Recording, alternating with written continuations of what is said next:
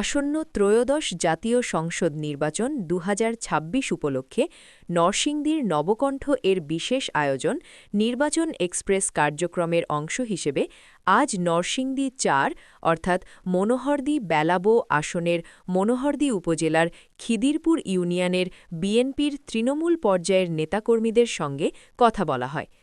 এ সময় বিএনপির নেতাকর্মীরা দলীয় সাংগঠনিক অবস্থা, ভোটের মাঠের প্রস্তুতি এবং তাদের প্রত্যাশা নিয়ে নিজেদের মতামত তুলে ধরেন। পাকুন্দিয়া, কৈটিয়াদির এবং মনোহরদীর রামপুর বাজারের ওই দিক দিয়ে একটা ব্রিজ আমাদের দীর্ঘদিনের দাবি।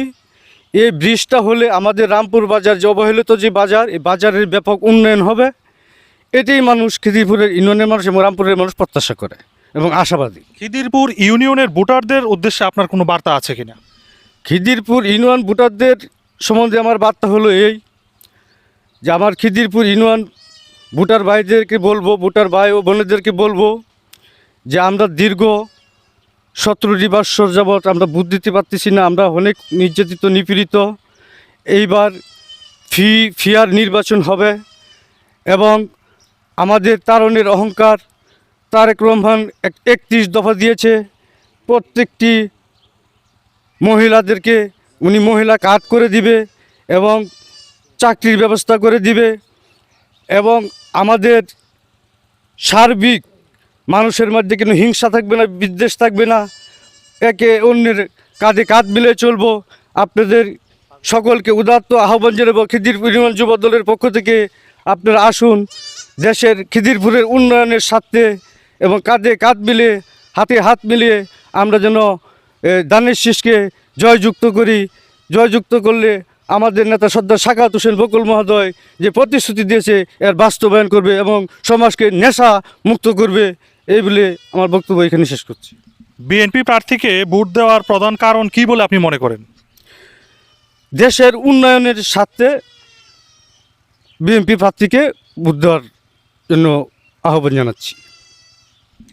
নারী ভোটার উপস্থিতি কেমন হবে ভোট কেন্দ্রে? হ্যাঁ, পুরুষদের থেকে নারী ভোটার উপস্থিতি বেশি হবে এবং তরুণ ভোটার বেশি হবে। তরুণ ভোটারদের মধ্যে উৎসাহ কীরকম আপনার মনে হচ্ছে? হ্যাঁ, তরুণ ভোটারদের মধ্যে ব্যাপক একটা উৎসাহ, উদ্দীপনার সৃষ্টি হচ্ছে যে দীর্ঘদিন পর তারা স্বাধীন মতে ভোট দিতে পারবে। এ ব্যাপক একটা উৎসাহ, উদ্দীপনা সৃষ্টি হচ্ছে। আপনার ইউনিয়নে কি কোনো দলীয় কোনো বিভাজন বা কোনো এরকম কিছু আছে কিনা বা লক্ষ্য করেছেন কিনা ইতোমধ্যে? না, বর্তমানে আমার ইউনিয়নে, খিদিরপুর ইউনিয়নে কোনো বিভাজন নাই। আমরা সকল নেতৃবৃন্দ এবং বিএনপি ঐক্যবদ্ধ আছে। ধন্যবাদ আপনাকে, ধন্যবাদ খিদিরপুরবাসীকে। আসলে ভাই, আপনি যে কথাটা বলছেন, বিএনপি হচ্ছে একটা রাজনৈতিক দল এবং খুব বড় দল। এই দল 78 সাল থেকে এখন পর্যন্ত এই দেশে কয়েকবার 3বার প্রধানমন্ত্রী ছিলেন বেগম খালেদা জিয়া, যার জন্য এই দলে প্রার্থী ব্যাপক থাকবেই, কয়েকজন থাকবে, কিন্তু নমিনেশন দেবে একজনকে। তো নমিনেশন দিলে আমাদের খিদিরপুরবাসী এরকমই ঐক্য, আমরা খুব ঐক্য আছি। যাকেই নমিনেশন দেয় আমরা তার পিছনে কাজ করব, কারণ আমরা দল করি খালেদা জিয়ার, আমরা দল করি শহীদ জিয়াউর রহমানের, আমরা দল করি তারুণ্যের প্রতীক তারেক রহমানের।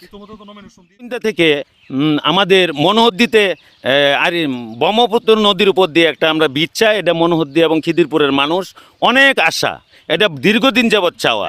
আপনি যেখানটায় দাঁড়িয়ে আছেন, আমরা এখন এই মুহূর্তে যেখানে আছি রামপুর বাজার সংলগ্ন নদীর ঘাটে, আপনারা কি ব্রিজটা আসলে এখানে? আমরা ব্রিজটা ওইখানেই চাচ্ছি। হ্যাঁ, রামপুরেই চাচ্ছি। এই ব্রিজটা হলে আমাদের পাকুন্দা এবং মনোহরদীর যে মানুষের যে একটা বন্ধন দীর্ঘ অনেক আগ থেকে, এই বন্ধনটা আমরা ভালো থাকবে। আর দ্বিতীয়ত আরেকটা কথা হচ্ছে কি, এখানে আসলে স্বাধীনতার সময় মুক্তিযুদ্ধ সংগঠিত হয়েছিলেন, এখান থেকে সম্মুখ যুদ্ধ হয়েছিলেন। এখানে যদিও যুদ্ধ হয়েছে, এখানে কোনো স্মৃতিস্তম্ভ, মুক্তিযুদ্ধের কোনো স্মৃতিস্তম্ভ নেই, এটাও আমরা আশা করছি। আর পাশাপাশি 1978 সালে এই ব্রহ্মপুত্র নদী প্রেসিডেন্ট জিয়াউর রহমান এটা খনন করেছিলেন। এই খনন করার সময় এখানে উনি এসেছিলেন।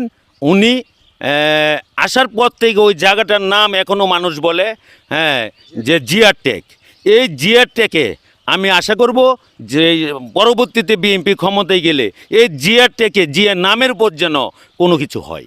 মনোহরদী বেলাবরে বর্তমানে যে নির্বাচনী পরিবেশ বিদ্যমান আছে, সকল মানুষ, সকল শ্রেণীর মানুষ নির্বাচনে ভোট দেওয়ার জন্য অতি আগ্রহ এবং তারা দীর্ঘ সময় যাবৎ ভোট দিতে পারে নাই।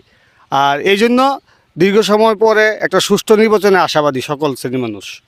আমরা আশা করি একটা সুষ্ঠু নির্বাচনের মাধ্যমে আমরা ভোট দেওয়ার যে একটা প্রক্রিয়া হবে সেটা আমরা যেন সঠিকভাবে ভোটটা প্রয়োগ করতে পারি। খিদিরপুর ইউনিয়নে ত্রয়োদশ নির্বাচনের যে বর্তমান যে প্রেক্ষাপট, বিএনপির অবস্থা অনেকটাই ভালো। আমরা আশা করছি যে তারেক রহমান এবং দেশনেত্রী বেগম খালেদা জিয়া যে প্রার্থীকে ধানের শীষ মার্কা দিয়েছেন, আমরা আশা করছি ওনাকে আমরা খিদিরপুর ইউনিয়ন থেকে বিপুল ভোটে জয় করব। নেতার সর্দার সাখাওয়াত হোসেন বকুল মহোদয়ের কাছে আমার আবেদন থাকবে এবং তারণের অহংকার তারেক রহমানের সাথে আমার একটা আবেদন থাকবে যে এখানে একটা জিয়া টেক যে এই নামটা যেন আজীবন আমরা এই লালন করতে পারি। মানে আপনি একটা মুক্তিযুদ্ধের স্মৃতিস্তম্ভ হিসেবে এখানে কিছু একটা করতে চাচ্ছেন? জি, এটাই মুক্তিযুদ্ধের স্মৃতিস্তম্ভ হিসেবে একটা কিছু আমরা দাবি করতেছি। যে ইউনিয়নের নির্বাচনের পরিবেশ খুবই ভালো এবং খুব সকল লোকই আনন্দিত। একজন একটা ভালো নির্বাচন চায় এবং সবাই এই আনন্দ ভর্তি করতেছে। বিএনপির তৃণমূল পর্যায়ের কর্মী হিসেবে আপনি কি ধরনের কাজ করছেন বা নির্বাচনের জন্য আপনার ভূমিকা কি? নির্বাচন বিএনপি তো আমরা, বিশেষ করে আমি জন্মের পর যেদিন থেকে ঘর থেকে আমুক পায়রা বাইরেছি আমি, এদিন থেকে আমি বিএনপি। আমরা কৃষকদের সাথে যাইতেছি, কৃষকের সাথে কথাবার্তা বলতেছি এবং কৃষকরা যা যা প্রাপ্য তা সবই পাইতেছে, দিতেছে এবং তারাও খুব আনন্দিত। এই আমি একজন সাধারণ তৃণমূলের ভোটার। আমি মনে করি যে যদি সুষ্ঠুভাবে নির্বাচন হয় তাহলে আমরা এই অনেক ভোটারই উপস্থিত হবে। এবার কি নারী ভোটারের উপস্থিতি তুলনামূলকভাবে অন্যান্য যে কোনো সময়ের চাইতে কি বেশি হবে বলে মনে করছেন? হ্যাঁ, নারী ভোটার বেশি হবে আর তরুণ ভোটারগুলি বেশি হবে। নারী ভোটার অনেক বেশি হবে পুরুষ ভোটার থেকে। আপনার খিদিরপুর ইউনিয়নে আপনার এই মুহূর্তে যারা আছে একেবারে তৃণমূল পর্যায়ের মানুষজনের, তাদের আসলে চাওয়া পাওয়া কি? হ্যাঁ, তাদের চাওয়া পাওয়া হলো যে যদি সুষ্ঠুভাবে সুন্দরভাবে নির্বাচন হয় তাহলে আমাদের যে সর্দার সাখাওয়াত হোসেন বকুল সাহেব আছে, উনি এমপি হইলে আমাদের যে চাওয়া পাওয়া আশা করি সব উনি মিটাইতে পারবে।